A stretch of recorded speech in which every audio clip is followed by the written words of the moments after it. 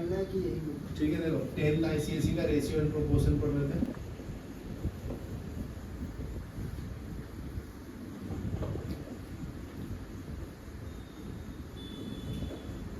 ठीक है, तो इसमें नेक्स्ट टॉपिक है अपना वेरिएशन। पेज नंबर 93 पे दिया है सेलिना का।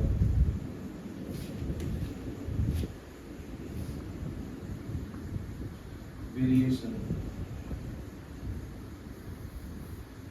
ठीक है। तो वेरिएशन क्या होता है? Two quantity are said to be in variation if change in one quantity causes a change in other quantity. ठीक है, तो इसका डेफिनेशन भी लिख देता हूँ। Two quantities are said to be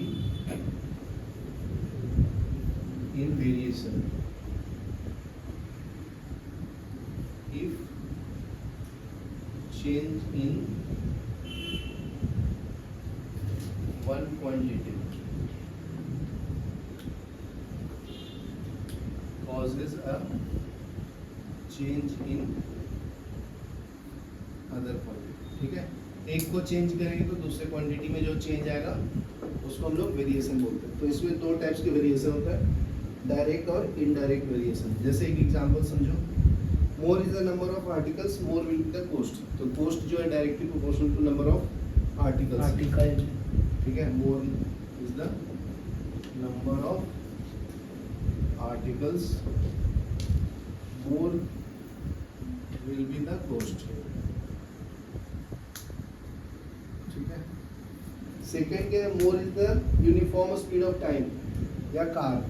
तो ज्यादा स्पीड रहेगा तो कम टाइम लेगा ना, तो इनवर्सली प्रोपोर्शनल लगेगा। ठीक है, तो ये लिख लो, more is uniform speed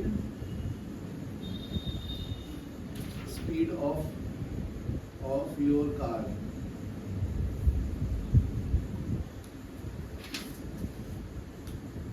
less is time taken, this is time taken to cover। ठीक है ना, तो ये दो टाइप्स के वेरिएशन होते हैं, डायरेक्ट और indirect variation.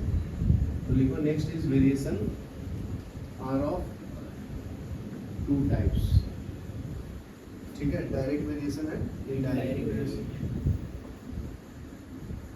Direct variation and indirect variation। ठीक है, तो डायरेक्ट वेरिएशन में क्या है? अगर एक का क्वांटिटी बढ़ाओगे तो दूसरा अपने आप बढ़ेगा ना। जैसे फर्स्ट वाला डायरेक्ट वेरिएशन है। ठीक है, तो इसका डिफिनेशन लिखना तो वही है, two quantity are said to be in direct variation if increase in one quantity causes increase in other quantity. ये लिखेंगे तो ठीक है ना, two quantities are said to be in indirect variation if increase in one quantity causes increase in other quantity, causes increase in other quantity।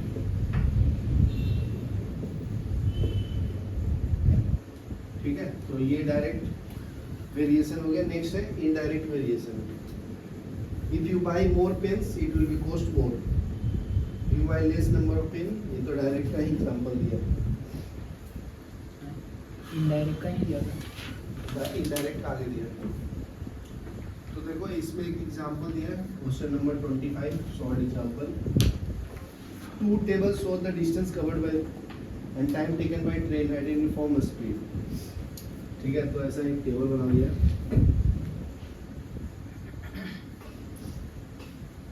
तो इसमें लिखा है डिस्टेंस इन मीटर और टाइम इन सेकंड। ठीक है, जब 60 मीटर होता है डिस्टेंस तो टाइम कितना लेता है? 2। जब 90 मीटर होगा तो टाइम कितना लेगा बताना है, और y जब डिस्टेंस रहेगा तो टाइम लेता है 5। तो डायरेक्ट वेरिएशन है ना ये। ठीक है, तो कैसे करेंगे बताओ? 60 by 2 equal to 90 upon x. तो ये सॉल्व करो तो एक्स का वैल्यू आ जाएगा। तो यहाँ से कैंसिल कर लेता हूँ, इससे करेंगे तो 3 होएगा, 3 और इससे करेंगे तो 3। तो x का वैल्यू कितना है 3 3। तो y का वैल्यू भी कैलकुलेट कर लेंगे, ये दोनों को रिलेट करो। 60 अपॉन 2 इक्वल टू 120 नहीं 1 अपॉन y अपॉन 5। 50। इसको 30 कर लो, तो 30 into 5 equal to 150 equal to y। ठीक है, ये लिख लो। ठीक है। 26 देखो अब, mixture of paint is prepared by mixing 2 part of red pigment and 5 part of the base.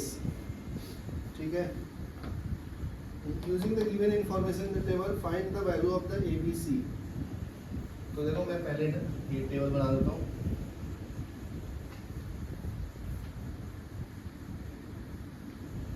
Part of red pigment, ठीक है, पार्ट ऑफ बेस, ये 2 है 5, ये 4 ए दिया है, ये बी, ये 12.5, ठीक है, ये 6 है, ये सी है।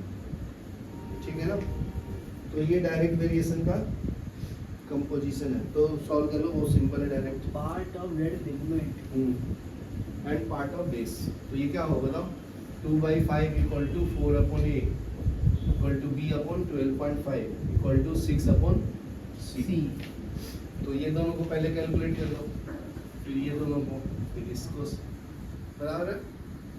तो कर लेता हूँ 2/5 इक्वल टू 4 अपॉन ए, कितना आएगा वैल्यू ए का 10 ना।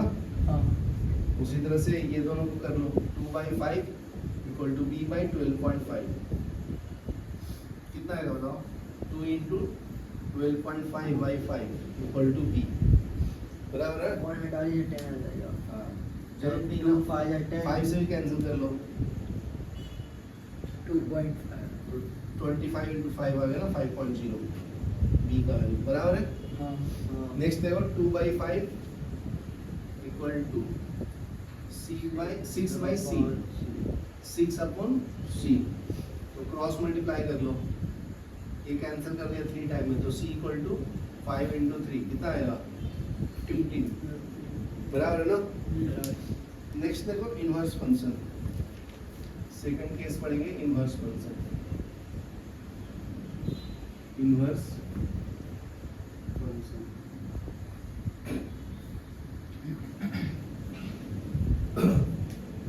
two quantity are said to be inverse function if increase in one quantity causes the decrease in other quantity। तो ये तो पहले बता चुका हूँ ना, जैसे number of men required to do a work in y days,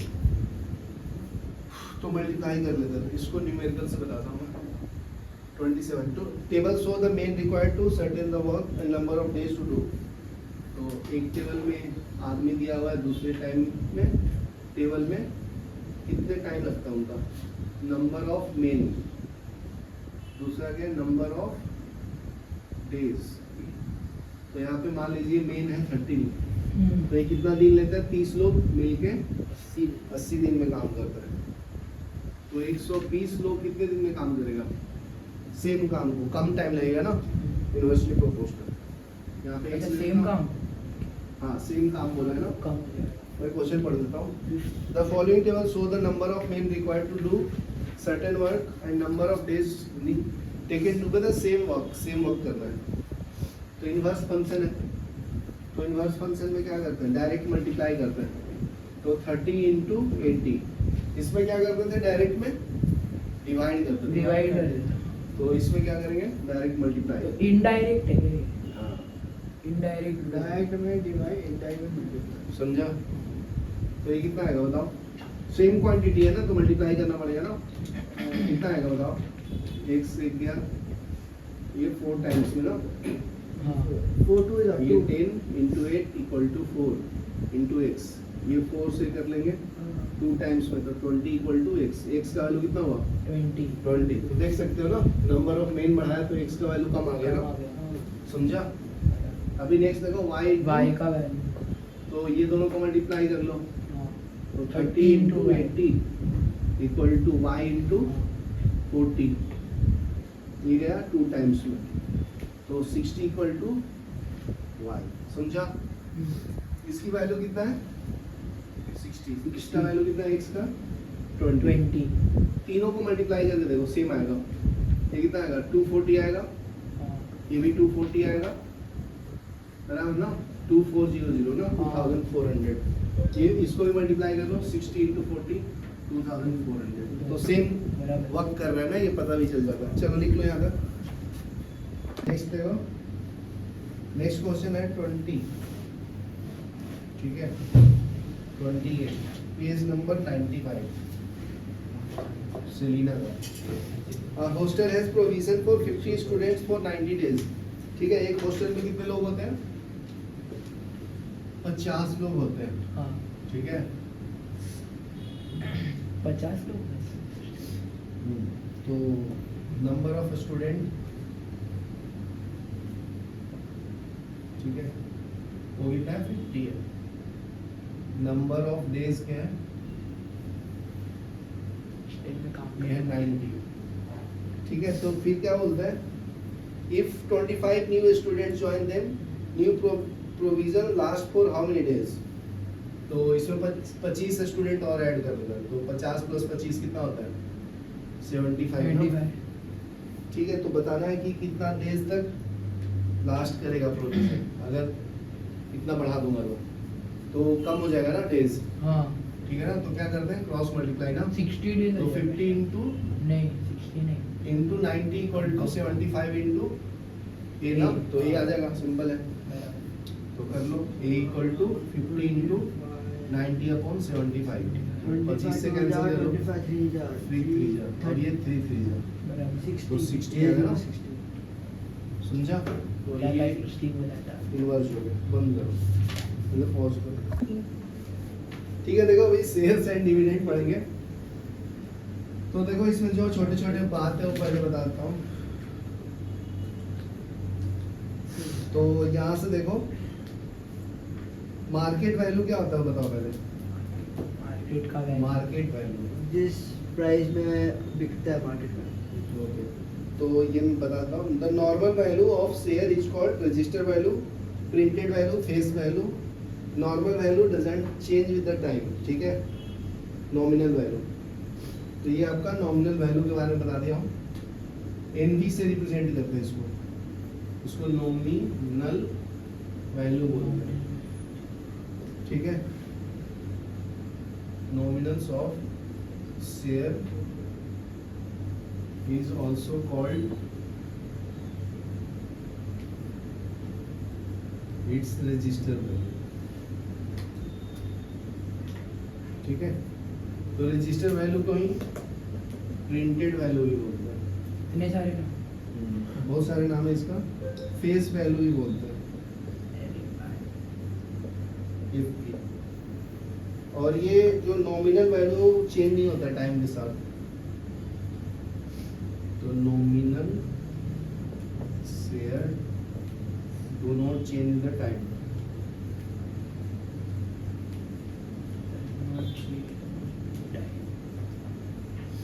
ठीक है, नेक्स्ट क्या है market value, the price of share in the market at a particular time, ठीक है। जैसे आज का दिन का वैल्यू क्या है एक शेयर का, टाटा का मान लो, ठीक है ना। तो उसकी वैल्यू जो है वो टाइम के साथ चेंज होगा, तो वो आपका मार्केट वैल्यू है। तो लिख लो the price of share in the market at any particular time,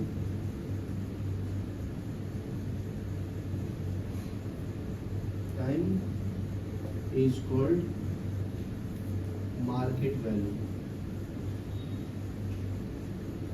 ठीक है।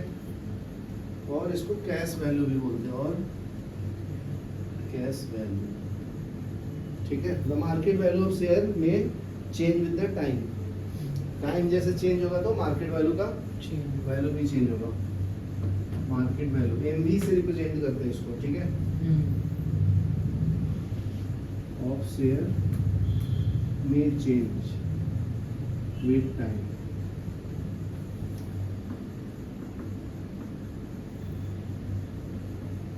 ठीक है। नेक्स्ट क्या है, market value of share can be same, more or less than the nominal value depending upon the performance and profit.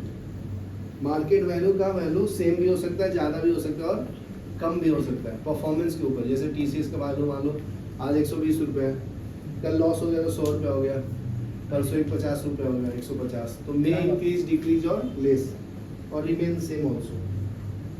ठीक है, तो next point है इसमें, थर्ड लिख लो, मार्केट वैल्यू में B same, more or less than nominal value of share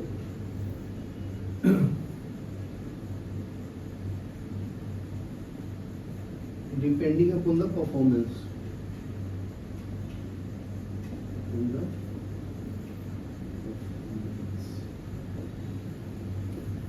ठीक है, और profit of the company, loss भी हो सकता है ना, तो उसके ऊपर भी डिपेंड करता है मार्केट वैल्यू। याद क्लियर है? नेक्स्ट देखो, नेक्स्ट पॉइंट है इसमें क्या, अगर मार्केट वैल्यू का वैल्यू सेम होगा नॉमिनल वैल्यू से तो उसको एट पार बोलते हैं। क्या बोलते हैं? At par. तो मार्केट वैल्यू MV जो है वो सेम होगा नॉमिनल वैल्यू से।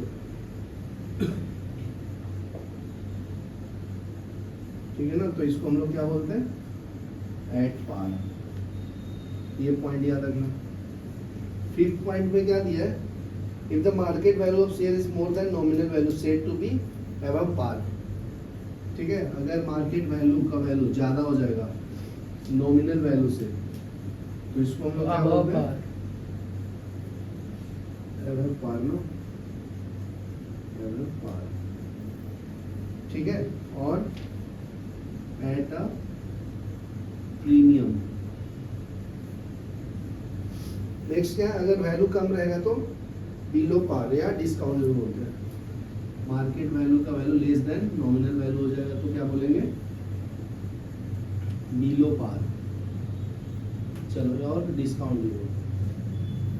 चलो लिख लो यहाँ तक, फिर आगे बढ़ो। नेक्स्ट देखो, फॉर्मूला को पढ़ेंगे हम लोग। तो profit which shareholder get from its investment in the company is called dividend. तो जो प्रॉफिट मिलता है उसको हम लोग डिविडेंड बोलते हैं कंपनी से। ठीक है, तो profit which shareholder get from sir which का His स्पेलिंग investment. एच। अरे बस एच ऐड कर रहा था। ठीक है ना भाई? ठीक है, याद क्लियर है? From his investment in the company, in company is called dividend. Dividend. ठीक है, जैसे मान लो मैं शेयर खरीदा 100 रुपए का टाटा का और 120 रुपया हो गया, तो 20 रुपये मेरा क्या हो गया? डिविडेंड हो गया ना, जो प्रॉफिट मिला मुझे। समझा? Profit which shareholder get sir और एक एग्जांपल दो इन ना। The company. और एक एग्जांपल। जैसे जस्ट मैं कोई कंपनी में लगाया विप्रो में 200 रुपया। एमआरएफ हाँ, MRF का एक शेयर खरीदा। कितने का आता है? 1,20,000 का, 1,40,000। ठीक है, तो उसमें कुछ प्रॉफिट हुआ उसको 1,000 का। ठीक है ना, तो जो प्रॉफिट है 1,000 शेयर होल्ड करने के बाद, उसको मान लो 1 साल के बाद 1,000 का प्रॉफिट हुआ तो उसको डिविडेंड बोलेंगे। ठीक है, तो 1000 डिविडेंड हो गया। हाँ, शेयर्स के ऊपर जो प्रॉफिट मिला। हाँ। नेक्स्ट देखो, dividend is always expressed as percentage of the nominal value. तो डिविडेंड को हम लोग परसेंटेज के फॉर्म में लिखते हैं हम लोग। ठीक है, is always expressed as percentage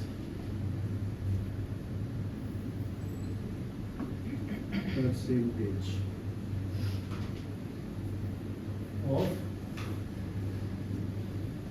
nominal value, value of share. ठीक है, बी में देखो क्या है, dividend doesn't depend on the market value of the share. Dividend market value के ऊपर डिपेंड नहीं करता।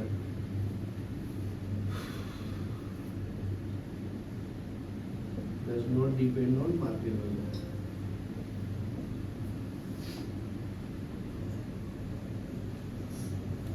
नेक्स्ट है फॉर्मूला, भी बता देता हूँ।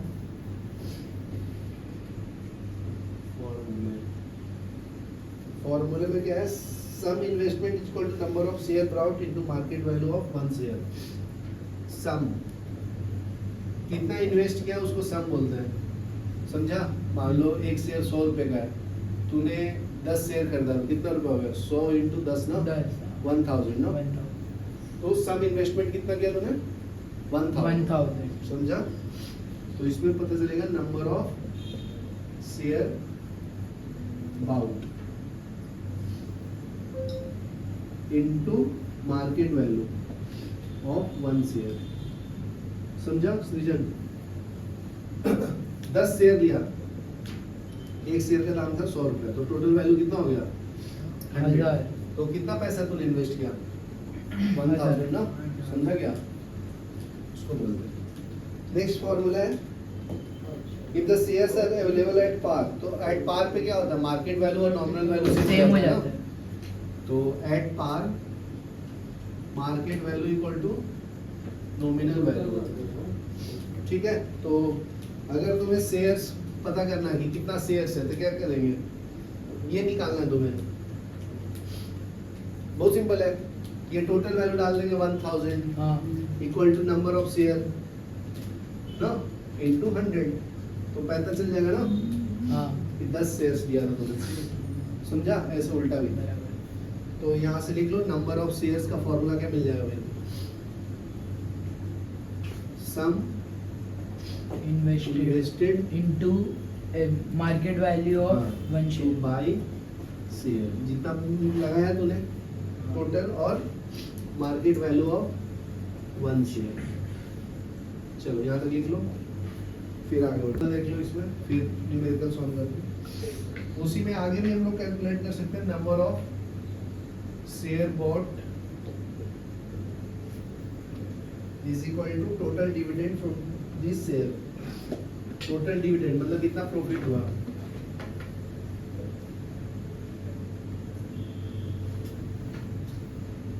Total dividend from share dividend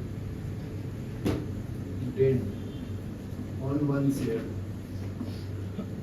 ठीक है। और दूसरा फॉर्मूला क्या होता है, नंबर ऑफ शेयर बॉट का टोटल इनकम,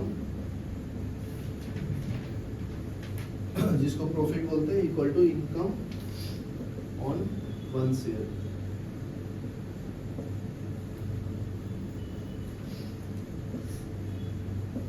ये तो फॉर्मूला हो गया, न्यूमेरिकल करके देता हूँ एक। न्यूमेरिकल, हाँ, और टोटल डिविडेंड कैलकुलेट करना है तो क्रॉस मल्टीप्लाई कर लेना इससे इसको ना, समझा गया। तो क्या मिल जाएगा formula, total dividend is equal to number Earned of shares is equal to bought multiplied by number dividend of of one share. Shares into rate of dividend into NV, normal value of share, nominal value nominal value, nominal value, ठीक है। तो इसका अगर percentage return calculate करना है, कितना पैसा मिलेगा रिटर्न में इन्वेस्ट करने के बाद, तो इनकम प्रॉफिट, ठीक है, उसको हम लोग परसेंटेज में लिखते हैं, ठीक है। तो ये क्या हो जाएगा, इनकम बाय इन्वेस्टमेंट इनटू 100 निकालेंगे, तो ये परसेंटेज से पता चल जाएगा। जैसे मैं एग्जांपल बता रहा हूँ, जैसे जस्ट ने 1000 इन्वेस्ट किया था, ठीक है, उसको रिटर्न कितना मिला, 100 रुपया, 1100 रुपया। 1100 रुपये का प्रॉफिट कितना हुआ 100 से मल्टीप्लाई कर लो तो इससे कैंसिल तो 10 रुपये का प्रॉफिट हुआ ना 10%। प्रॉफिट तो उसका 100 हुआ लेकिन परसेंट कितना हुआ 1000 का 10%। 10%। ठीक है, यहाँ तक लिखो फिर न्यूमेरिकल करते हैं। तो पेज नंबर 24 है ये लिखने का। Calculate the money required to buy 350। First question है 350 ऑफ RS20 शेयर्स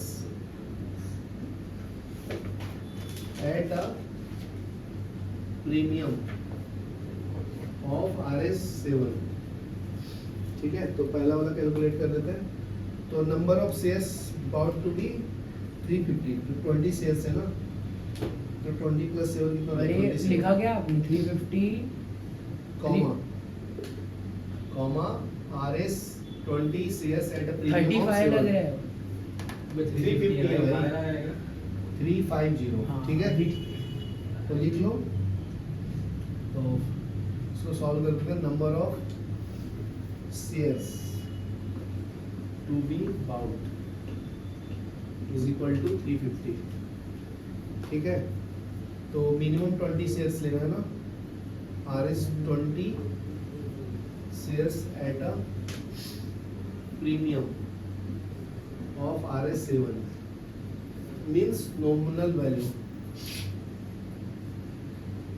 नहीं समझ आ रहा सर। बता रहा हूँ, nominal value of share is 20 ना, तो मार्केट वैल्यू क्या होगा बताओ।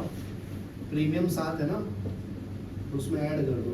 नॉमिनल वैल्यू फिक्स कर दिया उसने, कितना है 20 रुपीज, तो मार्केट वैल्यू 7 रुपीज ऐड कर दो। आज का जो है प्रॉफिट उस पर कितना है 7 रुपये, 27 तो 27 हो गया ना मार्केट वैल्यू। ठीक है, तो money required to by 1 share कितना लेके, आज मान लो एक शेयर खरीदा है टाटा का, तो पहले 100 रुपये था कल, आज 107 रुपये, तो आज खरीदोगे तो कितना इन्वेस्ट करना पड़ेगा 107 रुपये ना। 107 हाँ, तो उसी तरह से उसको बोलते हैं हम लोग तो मार्केट चक्कर खरीद लेते हाँ, तो कल पता नहीं था ना तेरे को। तो मनी रिक्वायर्ड कितना लगेगा, क्या money required to by 1 share but अभी तो बढ़ कितना गया। आएगा 27 रुपीज लगेगा। तो मनी रिक्वायर्ड टू 350 शेयर्स खरीदना है, एक शेयर का दाम कितना है 27, तो 350 शेयर्स का दाम कितना होगा हाँ Multiply करेंगे ना? 350 into 27। हाँ, तो बस इसमें इतना ही करना है। Money required to buy 350 shares is equal to 350 into 27 कितना आता है बताओ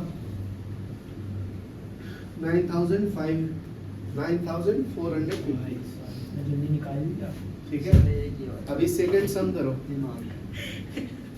देखो अभी सेकंड सम क्या है इसमें, 275 शेयर्स है, 275 एक शेयर का दाम कितना है, जो नॉमिनल वैल्यू है 60 है, शेयर्स है डिस्काउंट, तो कम हो गया उसकी वैल्यू, तो कितना हो गया डिस्काउंट करके 10 रुपीज, तो मार्केट वैल्यू कितना होगा जैसे कल 60 रुपए का एक शेयर था हाँ और आज ले रहे हैं तो 10 रुपए कम में मिल रहा है, मतलब 50 रुपए मिल रहा है, तो 50 रुपीज 50 रुपीज होगा ना, हाँ। तो बस लिख देना है। और 275 शेयर्स खरीदना है, तो मल्टीप्लाई कर लेंगे 50 into 275 275, बस सिंपल है। तो लिख लो मल्टीप्लाई यहाँ। करना पड़ेगा सर। बहुत सिंपल है ना, बस लिखना है इसमें, थ्योरी टाइप का ज़्यादा। मार्केट वैल्यू 2 बाई 1 शेयर कितना आएगा बताओ, 60 इंटू 10 RS 50। मनी रिक्वायर्ड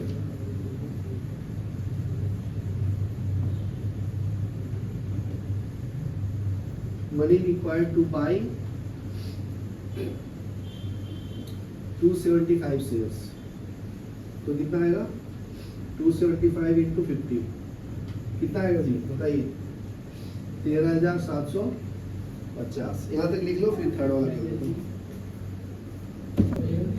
ठीक है, देखो अभी थर्ड क्वेश्चन कैसे सॉल्व करेंगे, क्या नाम है जस थर्ड क्वेश्चन है, ऐसे लिखा हुआ 50 शेयर्स लेना है, पहले उसका वैल्यू कितना था 40, तो उसको कोड कितना करता है शेयर्स कोटेड एट RS 38.50, ठीक है ना।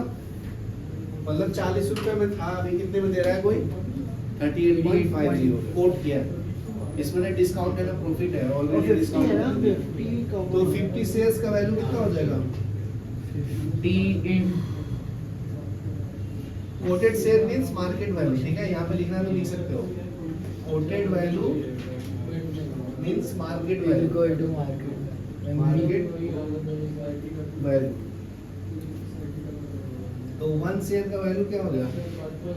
Money required to buy 1 share equal to RS 38.50। तो money required to buy 50 shares कितना होगा? Money required to buy 50 shares 38.5 कितना आएगा? 50 इंटू 38.50 ना। तो कैलकुलेट कर लो, 1925 रुपीज लगेगा। समझा? तो अभी करें नेक्स्ट, सेकंड क्वेश्चन देख लो फिर सॉल्व करना। Fourth question. Second page number 24 पे ही है। अरे थर्ड आपने करा, उसके बाद फोर्थ ना। अरे भाई फर्स्ट का इस सेकंड थर्ड सब क्वेश्चन है वो। अच्छा, Rakhi invested 12,500 in share of company paying 6% dividend per annum. मतलब 12,500 रुपए लगाती है, उसको 6% का प्रॉफिट होता है। If she bought 50 shares for 62.50 each, तो 50 शेयर खरीदती है, कितने रुपए का? 62.5। तो पहले लिख देता हूँ market value. Find her income from the investment. इतना इन्वेस्ट कर दी तो कितना रुपया प्रॉफिट होगा वो बताना है। राखी इन्वेस्टेड 12,500, ठीक है, 6% प्रॉफिट से इन शेयर्स 6% डिविडेंड पर एनम, ठीक है। तो मार्केट वैल्यू दिया हुआ है, इसका लिख देता हूँ मैं। मार्केट वैल्यू कितना दिया? 62.5,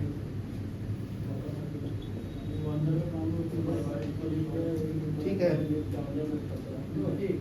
62.5, 50 शेयर्स खरीदता है, तो इन्वेस्टमेंट वैल्यू बता दिया कितना है, टोटल पैसा लगा दिया कितना हो? 12,500 रुपये। 12,500 कैसे? अरे भाई इधर लिखा है, दिया है उसने। 12,500 रुपये इन्वेस्ट कर दिए टोटल, और एक वैल्यू शेयर्स का कितना है? 62.5। अरे मेरे को लगा वो 1 है, तो 1 कितना लाख शेयर्स खरीद सकती हो? प्लीज बताओ। Number of shares bought by Rakhi कितना मिलेगा? 62.50। कितना आता है बताओ? 200 आएगा ना, ऐसे ठीक है। तो इनकम ऑन द 6% है प्रॉफिट, तो कितना आएगा बताओ? 6% डिविडेंड है ना। इनकम मतलब डिविडेंड, हाँ, ठीक है ना, मतलब प्रॉफिट ऑन 1 शेयर। तो कैसे कितना है? 6%। तो 6% इंटू एनवी, एनवी बोले तो नॉमिनल वैल्यू। तो एक का कितना वैल्यू था? 50 ना, परसेंटेज निकाल रहे तो 100 से डिवाइड करो, तो एक शेयर्स पे 3 रुपए का प्रॉफिट होता है। ये समझा? ये तो मार्केट वैल्यू कितना था? 62.50, लेकिन कितने पे करते था? लिख रहा है तो लिख लेते। बाउट वैल्यू 50 था। बाउट वैल्यू कितना था? 50। समझा गया सृजन?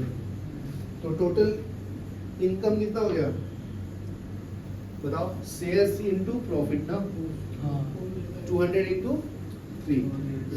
तो यहाँ पे लिख लो हर इनकम इक्वल टू 200 इंटू 3, कितना आता है? 600 ना। तो ये लिख लो, फिर हो गया बस। फिर नेक्स्ट करता हूँ।